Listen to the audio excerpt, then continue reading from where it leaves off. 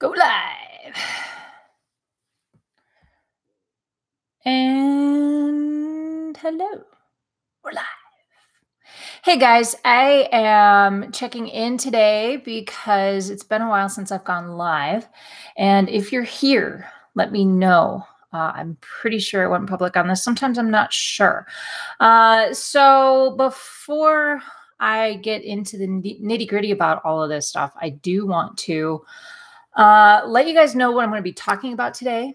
If you have questions, please let me know. Let me know in the chat section when you get here what is going on with you guys. Let's see. Nobody's here yet. I'm trying to decide, is this right? I'm not even sure. Okay, here we go. If you're here, hi Dave. I'm here. I'm waiting for a few folks to show up. I do have an abbreviated live stream today because I've got to get out the door.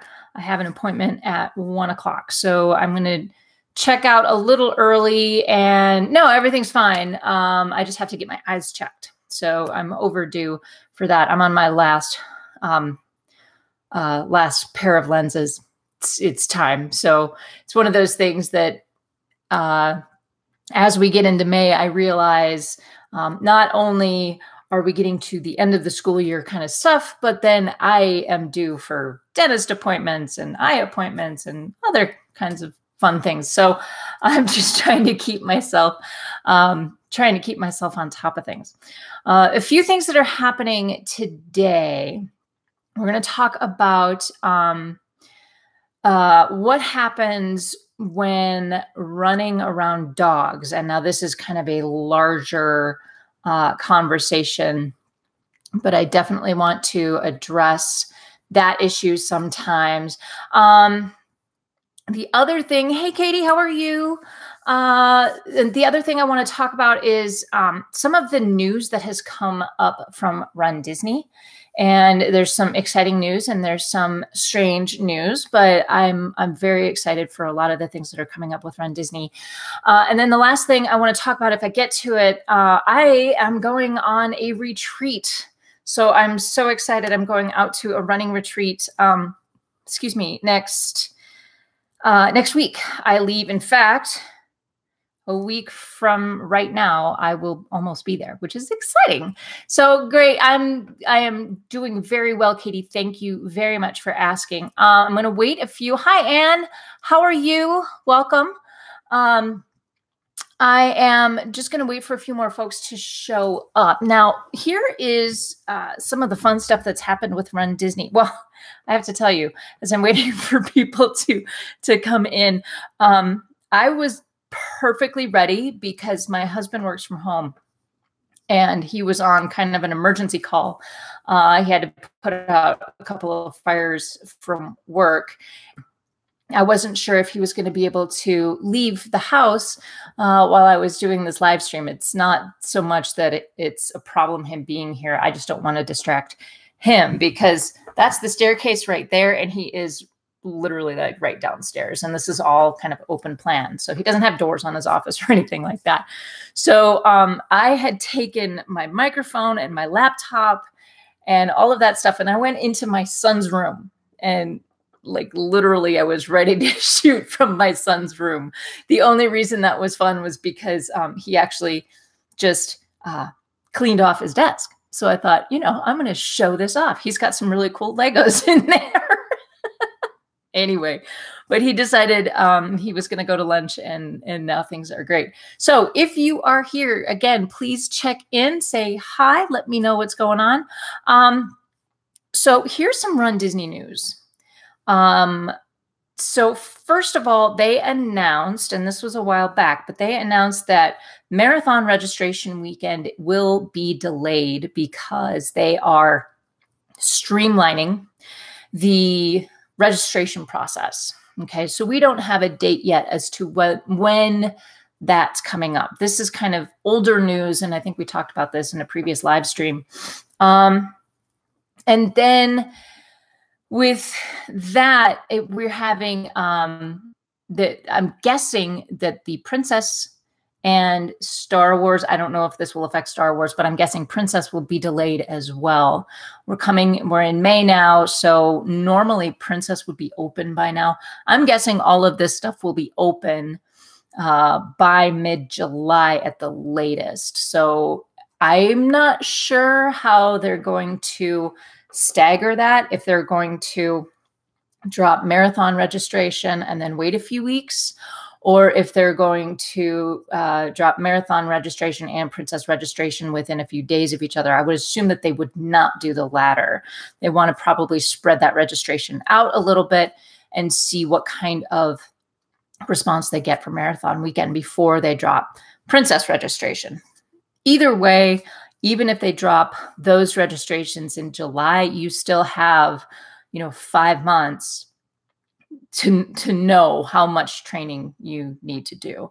Anything longer than 5 or 6 months, especially for something like the Dopey Challenge, or for the marathon, you're starting to get into, flirting with burnout a little bit. So that is one piece of news. The next thing that's coming up that I'm kind of excited about, but unfortunately I won't be able to participate in, is the Disneyland Paris has announced their theming, and it's all villains. And I am super excited about this. This is the first thing that came up was not only the 5K being Thanos themed, so from Marvel's Cinematic Universe and Infinity War, the 5K is also going to be at night, which I think is very cool. We had already decided we aren't going to Paris, and that hasn't changed, but I'm kind of sad about that. Hi, Meredith. How are you? I know Paris. I think that's going to be fun. And I think, Meredith, aren't you going to? One of you guys are going. I know a couple of you are going. So what I like about the Thanos theme is that since they had to put the Disneyland runs on hiatus, that you still have a Marvel themed race that they can actually do without really infringing on any rights. The Walt Disney World races cannot do a Marvel themed, superhero themed race weekend because of the proximity to Universal Studios. Sorry, blanked on the name there. So I have never been to Disneyland Paris. I'm sorry that I'm not going, to a point. And I'm going to get into that because the next piece of news I'm excited about is very exciting for me. The 10K at Paris is going to be Evil Sidekicks. And I want to know what your thoughts are. Who do you think you're going to see? I'm guessing you'll see Smee from Peter Pan. I'm really kind of, maybe Iago. I don't know. I'm not sure who's going to be in the Evil Sidekicks theme. The kids races, that's Stitch and his friends. So Experiment 626, that's going to be fun. And then the half marathon will be the villains themselves. And if you go to the Run Disney website, their front page for the theming is Facilier is front and center from Princess and the Frog. He is actually, I didn't much care for the movie itself in the grand scheme of what Disney has produced, but I love Facilier as a villain. So I think he's very interesting. So those are the announcements from Disneyland Paris. The next piece of news I'm most excited about, because what is happening is they have announced the Rival Run, the Star Wars Rival Run. Now, I'm not exactly sure how they're going to do this, but the tweet and all of the information that's coming out from Run Disney is choose your side. So they no longer have a light side race at Disneyland. They'll bring those back, I'm assuming. I'm guessing that's what's going to happen. But they're bringing both light side and dark side to Walt Disney World. I think this is interesting, and I would be curious if you had any thoughts, if you've seen this news, and you're going to be wearing a Heather mask. I love it. I don't know how that became a thing. All of a sudden, there's like a Heatherhead. Hashtag Heatherhead is or Flat Heather. No, hashtag Flat Heather. Either way, it's just like so funny. Anyway, sorry, I got distracted there. With the rival run, I'm interested to see how that's going to shake out. They are also bringing back the Kessel Run and the virtual half. I think they're going to continue to do this. And there was some discussion as to why Disney did this, Run Disney did this. And one of the speculations was that they'd already ordered the medals, so they might as well use them. Well, if that were the case, then those medals would be dated with the light side, what would have been the light side date. But if you look at the virtual half marathon medal from 2018, it does say Star Wars Virtual Half Marathon 2018. So it was specifically designed for a virtual race. And I believe that they're going to keep doing this so people who are participating, and particularly the legacy runners for the Kessel Run, will continue to get that when they open those races back up in Disneyland. So excited about the rival run making plans now. So here's why. Here's why I'm excited about this. Excuse me, you guys. It's allergy season here. I'm excited about this because we as a family are going to this race in 2019. We haven't yet been to Star Wars weekend. We really have wanted to. It falls at a weird time of year for us. And as it stands next year, it will be like we will be on spring break, and then we'll be back from spring break for 4 days, and then we'll end up going down to Orlando. But I'm still excited about that because we've been talking about it. My son is now old enough to participate in the 10K, so he's going to do that. And I'm really excited about that. So that's all the Run Disney news. I would love to hear what you guys think about this. Let's see. So here is Juanita. If you have checked in, let me know because I got this great question.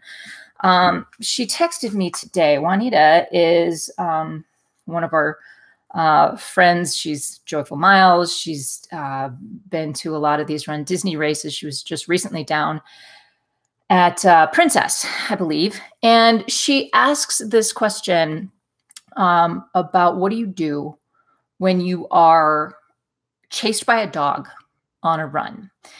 And this is a complex question that I'm going to try to boil down into about 15 minutes or so because there's a lot to this. And in fact, I'm also going to drop a couple of links in here because these are some really good articles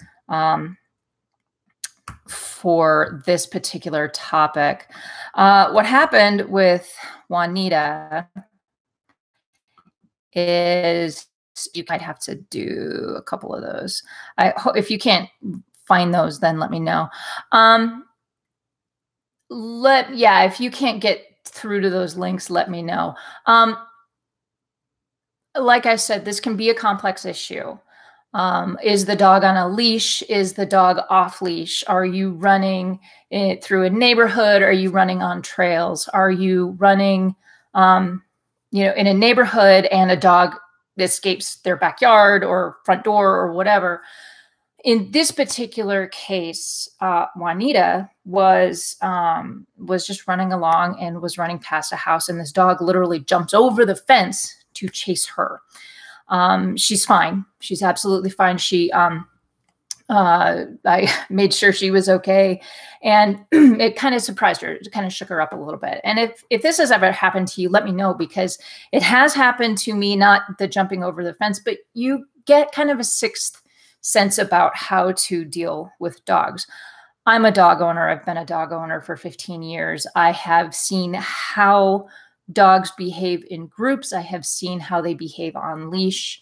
My late dog, Yuha, he was fine if he was allowed to just, wander around in a dog park, and he would figure out his own his own thing, but he was a little bit leash aggressive, at least early on in his life. So I would be very careful about bringing him around other dogs. So how do you deal with this when you are running? And these links hopefully will help you out. And if you can't get through to those links, I will leave them in the description after the fact. So first of all, you have to protect yourself and ideally protect the dog as well. When we're running and a dog wants to chase us, that running is sparking that predator-prey mentality, that chase mentality in the dog. So the dog wants to chase you. And if you keep running, that dog is going to continue to chase you. It's exciting to the dog. It's getting that dog. There you go. Hi, Juanita. We are talking about you. So we're just getting into what happened with your situation. So you want to protect yourself. You want to protect the dog. And yes, Juanita, you told me that it shook you up a little bit, and rightfully so, because what do you do? If the dog feels like that chase mentality is triggered, the only way to really stop that, and it is so counterintuitive, it's to stop or slow down. Become boring. One of these articles says become boring to the dog. Now that dog may, depending on the breed, depending on the training, if you don't know this dog, you don't know how they're going to behave. It's kind of like when you're running along and you see someone and they're walking their dog and they get really excited and they want to get up in their face and they want to jump on you. And the owner says, oh, well, no, the dog is really friendly. Well, I don't know that. Okay. I don't know that. My husband and I have a lot of training, mentality issues that we try to teach. We're thinking about getting another dog. We have a Rottweiler lab mix downstairs, and we're very in tune with training her and keeping her from looking like she's even going to chase after something. She loves rabbits. She'll chase after a rabbit all day long. But when it comes to kids, she's very low key. But unless you have met us, unless you have met our dog, you don't know that for sure. You don't know the dog you're encountering. So Juanita tried to charge me and bite me several times. That's horrifying, right? It is counterintuitive, but if you slow to a walk, you're going to kind of disseminate that mentality, that chase mentality in the dog. In your case, Juanita, I would definitely try to call. There you go. Okay, good. Thank you, Scott.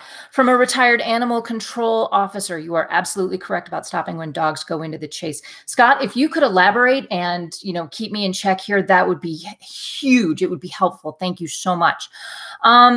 With this particular case, Juanita, I would do what you can to maybe report it. As far as I can tell, where this animal came from. And one thing is that I've seen this one article says carry mace or pepper spray. You don't want to have to do that. And maybe just even a water bottle. I don't know if that even has an effect. Scott, you're the animal control officer. Let me know if that's even accurate. This is just something that I read as I was getting ready to do this live stream. If you can, and if you feel it's appropriate, I would report it to animal control. This is not the kind of thing you mess with, especially if the dog is jumping over a fence to get to you. And then alter your route. Of course, that's after the fact. So what do you do in the meantime? If it's me, my routes are pretty wide open. I very rarely am running in and among houses. And when I do, I've been doing this so long that I know where those dogs are. So there's just on the other side of this block. I do not run at top speed past that house, especially at really any time of day, because I'll be walking by and that dog, it's a 6-foot fence, and that dog is literally jumping to where it can see me as I'm walking by. It's kind of scary. And so I have learned to just completely avoid that house. But it's worrisome when that kind of thing can happen. I live in a very suburban neighborhood. We have a lot of very calm dogs, calm type breeds, kid-friendly breeds, tons of labs and labradoodles and golden doodles and all of that. But the dog jumped an 8-foot wall. That just doesn't seem responsible from a dog owner perspective. I would definitely encourage you to file some kind of report if at all possible. I just can't. Yeah, that's just. Yeah. So that's what I have come up with as well. I didn't bring it up. I have shown these on previous videos. You can find a little jar, tiny little jar of pepper spray. And I've seen women use these when they're running through unsafe neighborhoods. It's about this big. It's about the size of a tube of lipstick. Okay. And it will have a strap over it. Definitely report it. I don't recommend water bottle or pepper spray. Pepper spray can backfire on windy days. The best thing is to stop and tell stop to the dog. Okay. Thank you, Scott. I wasn't sure about that when I read it. So I appreciate the clarification. And especially in my area, we do have quite a bit of wind on most days.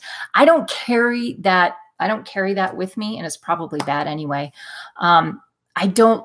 It's like I said, it's about the size of a tube of lipstick, and it has a strap that goes like this, and then it has a trigger switch. So interesting, Dave. I think pepper spray is illegal over here. It has a little flip thing that you can then open it, unlock it, and then push down on it. The only concern I would have with that is like you said, if it's windy, it's kind of like, if you carry your pepper spray in your purse so you don't get mugged.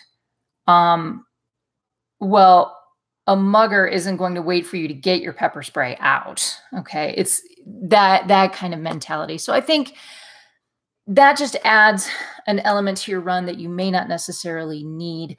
But I think the most important thing is to stop or slow down,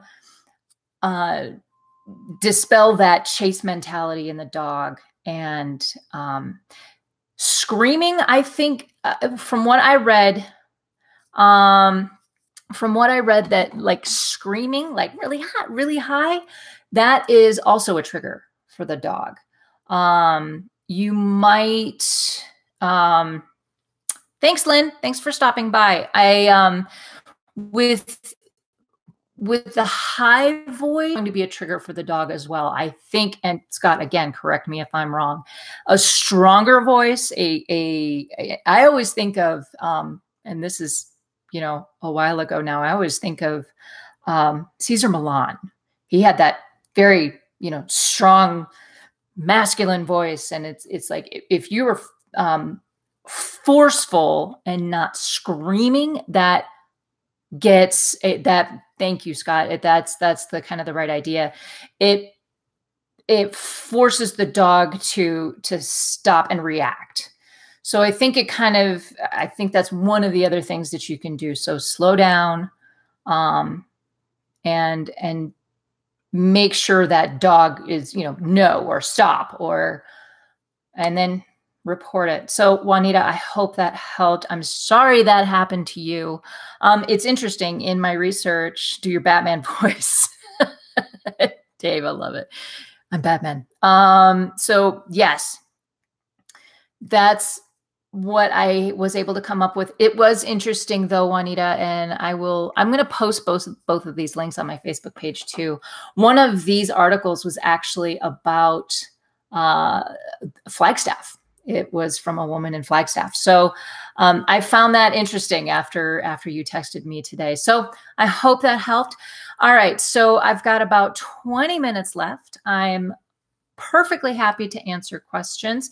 Shoot me let me know you're here. Give me a thumbs up. Dopey t-shirt. Yep. Dopey challenge. I did it. Hi, Steph. Hi, Key Lime. Hi, everybody. Thanks you guys for stopping by. And lastly, what else did I want to talk about? So I'm leaving for a retreat. It's so funny. I will spend weeks, if not months, planning for a Run Disney vacation. And with this one, I'm leaving in a week and I haven't even thought about what I'm going to wear on half marathon day. I don't know. But what's interesting is that I do have a packing list from the Another Mother runners. So for those of you who are new to the channel or who haven't seen what I've been working toward, I'm working on a half marathon PR of sorts. So in order to get my ultimate PR, it's 2:12:59. So that's a little bit more aggressive than I am capable of at this stage. My second goal is to PR from the last 2 years. So my PR actually stands as Prairie Dog Half Marathon from last summer. So that was an awful race. I really just want this race to be better than that. So that's my kind of secondary goal. But I'm going up to Ogden, Utah. I'm driving. It's about an 8-hour drive. It's not too awful. Yes, 13.1 miles is half marathon. So I have my packing list. Here's what's fun. So it starts Thursday and goes through Sunday next week. They have a podcast. The Another Mother Runner group has a podcast. I'll leave a link to them as well. They're doing a live recording of their podcast on one of the nights. They'll have the expo for the race. Then there are these expert sessions. The last time I did this retreat, it was up in Spokane, Washington. And they had a trigger point therapy guy there. So he had a bunch of foam rollers out and we were all just like foam rolling on the floor for an hour. Sage Roundtree was there. She's a yoga instructor in North Carolina. I think it's North Carolina. But she came out and did a couple of sessions there. There was a nutrition session. And it was really fun. So we had these small groups and we would kind of go around and then we would have lunch. We have a Rock Your Race panel discussion. So one of the coaches, Coach Amanda Loudon, will be there. Dr. Justin Ross is a motivational speaker. So he does a lot of the mental side of running. So he'll be there. It's going to be really fun and it's going to go very fast. I'm a little worried about it. I think it's going to go so fast. The half marathon is it's 7:00 on Saturday morning. Here's what's funny. I got the information and they said, so buses leave at 4:30 from the hotel. And I'm like, oh, that's late. I've done Run Disney races. That's not a big deal at all. So, it's amazing what kind of perspective you get when you're doing those kinds of things. Okay, let's see. Who's got questions? If you have questions about how this retreat's going to go, I'm actually very excited about it. And I will tell you more about that as we go in the next couple of weeks. Running to lose weight, slow and long, fast and short. Oh, okay, Chuck. So running to lose weight is different than training for a marathon. If you are training for a marathon, and this goes back into a couple of my coaches and nutritionists have said, when you're getting into those longer distance runs, your body just says, wait, are you running for survival? In which case we are going to keep as much weight on as possible in case we don't know where our next meal is. This is just the human machine that makes those decisions for us, whether or not we want them to. And so with slow versus long, what you want to consider is your heart rate.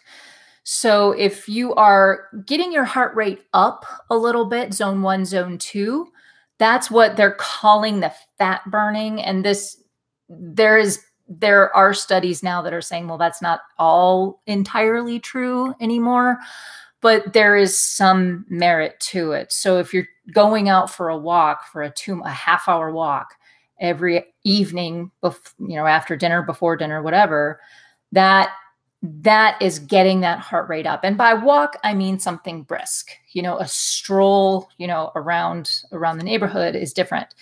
If you are talking about a purposeful walk, a brisk walk, most days of the week, it's low impact, and therefore you're not doing you're putting the same kind of stress on your body as you would be if you were running that same amount every day. So you can go slow as long as that heart rate is up. You can go slow forever, but again, there is a point of diminishing returns when you get into the longer distance races. Fast and short, you could do there's also argument that and very well researched argument that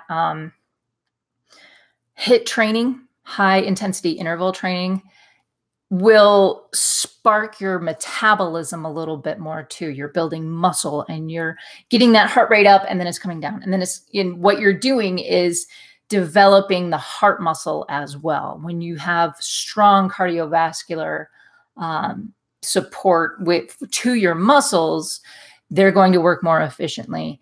And I think that those kinds of things, HIIT training, Orange Theory Fitness, CrossFit, all of those things, if you can build muscle, that is going to help you with the weight as well, which is why I have started trying to build muscle back up again. When we're better defined, the scale may not budge, but we might look a little different because our body composition has changed. We might feel better. Our pants might be looser. That is one of the things that I notice more than anything. I may not lose a pound of weight, but I may drop an entire dress size because I will be building that muscle. So just a few things to think about, Chuck. I hope that helped. So how do you deal with mid-training plan blues? I swear I get so unmotivated halfway through every single plan. Katie, how long are your plans? I have found the same thing. And I will tell you that with a 6-month plan for the Dopey Challenge for the 2017 Dopey Challenge, 6 months was so long and I was burned out. I was done. I was done by October and I had it. If you are looking at a shorter race, half marathon,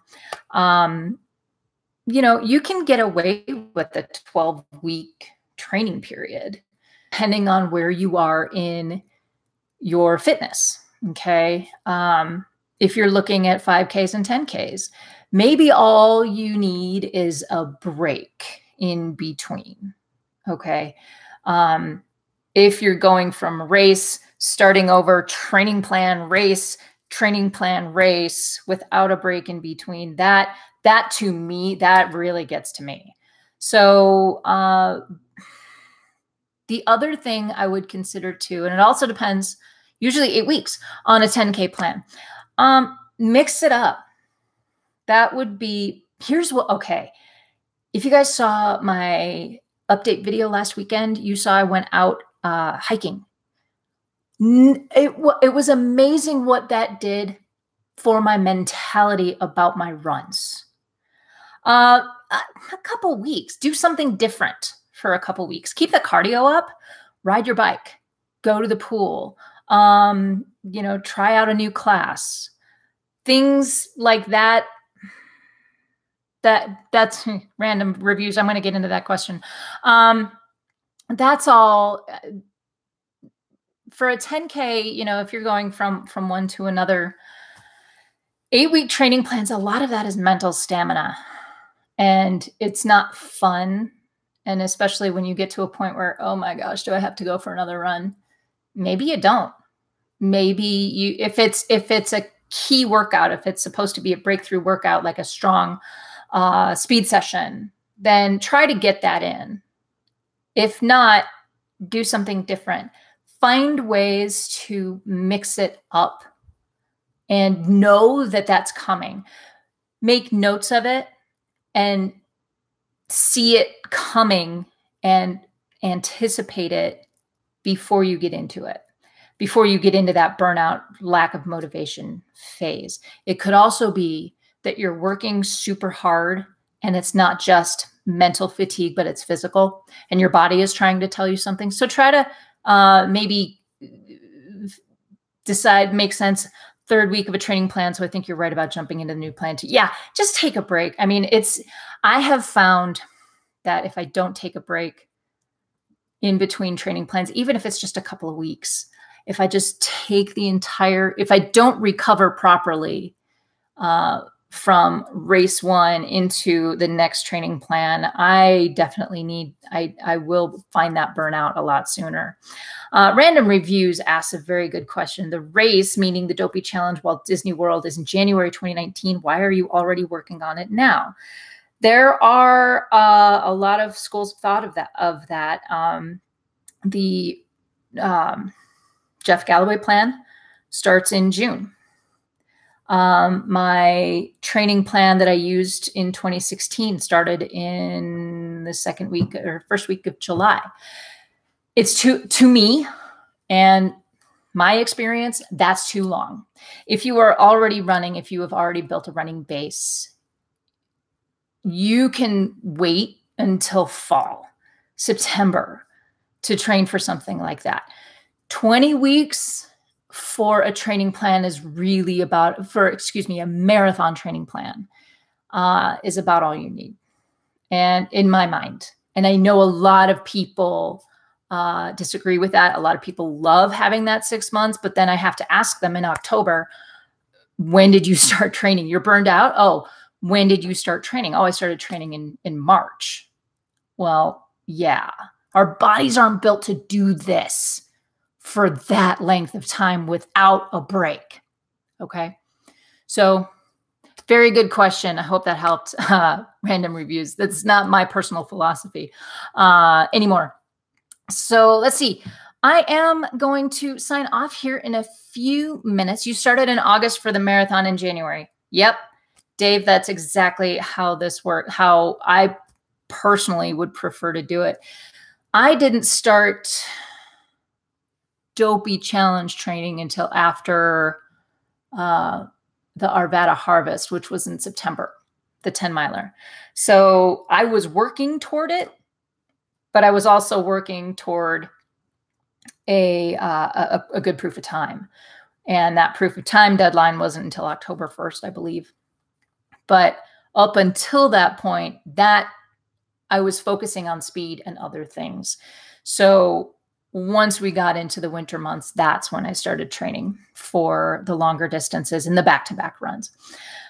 Let's see. Any other questions? Stroll, what the heck is that? Yes, walk with a purpose. Move with purpose. I say that to my son all the time. We are moving with purpose. Let's go. So let's see.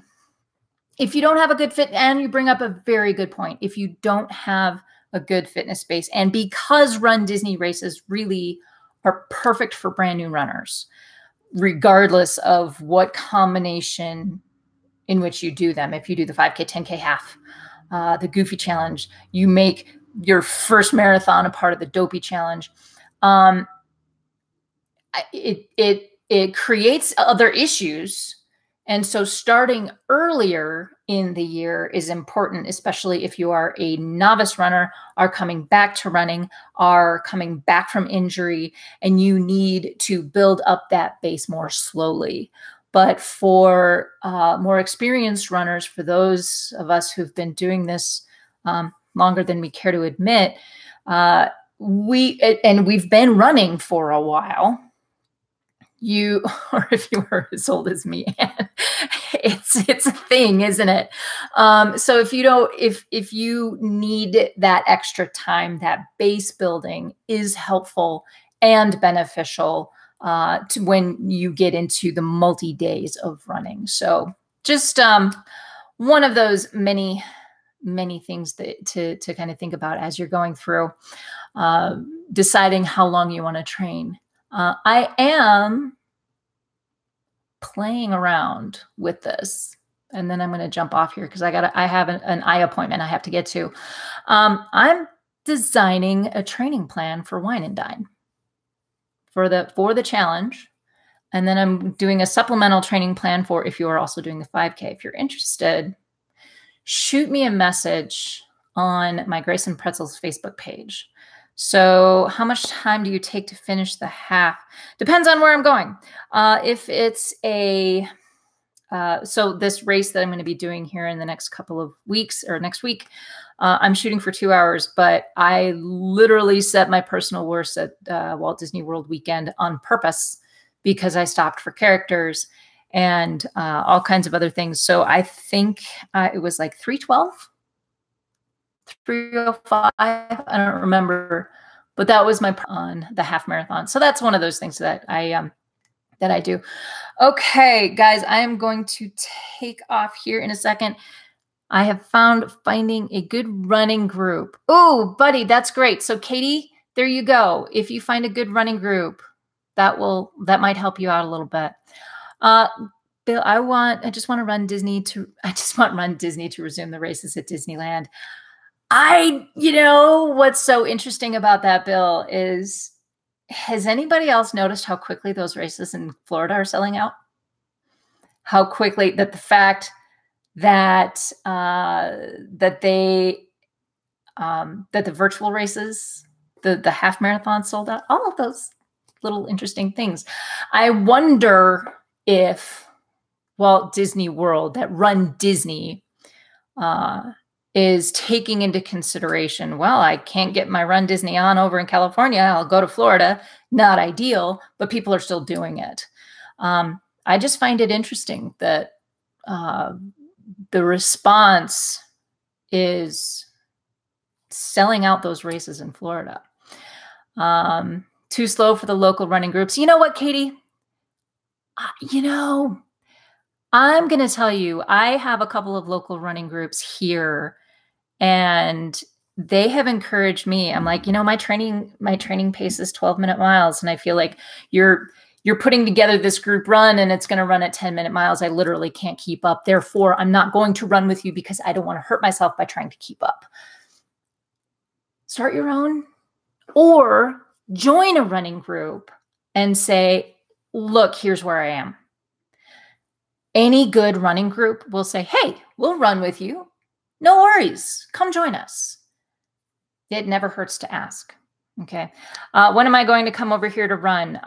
When I win the lottery, Dave, by over here, that's across the pond to the UK. I would love to. I mean, literally I'm not even sure if I can go to Florida. So heading over that way is a different story. Guys, I am going to sign off. 2 hours is too slow for the top 3 positions. Oh, I'm random reviews. I am not in any way, shape, or form trying to place. I'm doing this for fun, and that's it. So guys, hey, if you haven't already, go ahead and shoot me a thumbs up. I have to sign off. I hope this helped you guys. It was great to chat with you. Thank you for being here. And I will see you guys. I will be back on a live stream 2 weeks from today. I may or may not go live from the finish line at Ogden. I'm not exactly sure how things are going to shake out. Oh, thank you very much, Scott. That's very, very sweet. Heather, I just want to encourage you to keep up with your blogs and info. That's very, very sweet of you to say, Scott. Thank you so much. So guys, that's it for me today.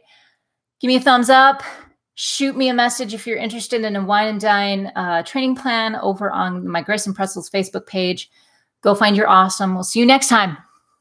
Bye, guys.